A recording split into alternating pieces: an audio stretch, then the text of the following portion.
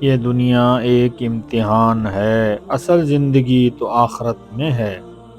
انسان چاہے طاقتور ہو یا کمزور، اپنے خواہشات نفسیات کی قید میں ہے۔ یہاں جو کچھ دکھائی دیتا ہے، طاقت، دولت یا نظام، وہ حقیقی کامیابی کی ضمانت نہیں۔ حقیقی کامیابی تب ملتی ہے جب انسان ایمان، وحی اور عدل کو اپنا مرکز بنائے۔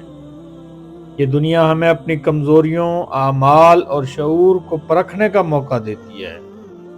دنیا ایسی جگہ ہے جہاں بھائی بھائی کو مار ڈالتا ہے، جیسے قابیل نے۔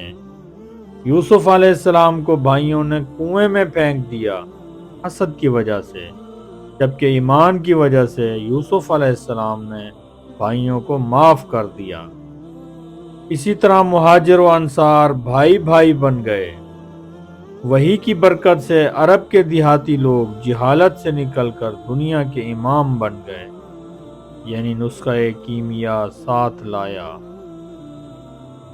عدل کی وجہ سے مسلمانوں نے آدھی دنیا فتح کر لی، اور آج کا انسان انسانوں کو رہنما بنا چکا ہے، یعنی جمہوری نظام، اور خدا کی عبادت کی جگہ صرف مٹیریل، وطن اور خواہشات کے لیے جیتا ہے۔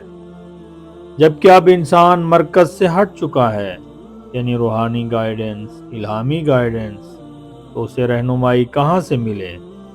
اس لیے واپس پلٹنا چاہیے۔ احساس ذمہ داری، حساب و کتاب، ہر عمل کی جواب دہی کا یقین ہی بہترین حل ہے، جو جھوٹ اور مصلحت پرستی سے بچاتا ہے، اور انسان ایک منفرد اور مضبوط کردار ادا کرتا ہوا نظر آتا ہے۔ یہ کرامت ہوتی ہے وحی، عدل اور شعوری ایمان کی۔